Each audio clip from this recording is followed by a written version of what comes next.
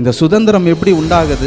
1 பேதுரு 1:4 அவர் இயேசு கிறிஸ்து மரித்தோரிலிருந்து எழுந்ததினாலே அழியாததும் மாசற்றதும் வாடாததும் ஆகிய சுதந்திரத்துக்கு ஏதுவாக ஜீவனுள்ள நம்பிக்கை உண்டாகும்படி தமது மிகுந்த இரக்கத்தின்படியே நம்மை மறுபடியும் ஜனிப்பித்தார். இந்த உயிர்த்தெழுதல் ஒன்று நடந்ததுனால உனக்கு அழியாதது மாசற்றதும் வாடாததுமான ஒரு நித்திய சுதந்திரம் உனக்காக எனக்காக அப்பா மாட்டி விடுறாரு.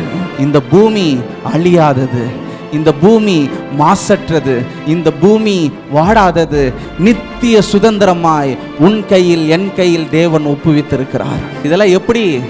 மரித்தோரிலிருந்து அவர் எழுந்ததினாலே எனக்கு உண்டாயிருக்கிற சந்தோஷம். என்ன சந்தோஷம்? அவர் மரித்தோரிலிருந்து எழுந்ததுனால ஒரு சுதந்திரம் உண்டாயிருக்குது. நம்ம அப்பாலாம் செத்தா தானே சொத்து வரும். நம்ம அப்பா மரணத்தை ஜெயித்ததுனால சொத்து வந்திருக்குது. கைகளை தட்டி அப்பாவுக்கு நன்றி செலுத்தலாம். உன் கைக்கும் என் கைக்கும் சொத்து எப்படி கைக்கு வந்துச்சு? அவர் மரணத்தை ஜெயித்ததுனால உன் கையில் சொத்து வந்திருக்குது.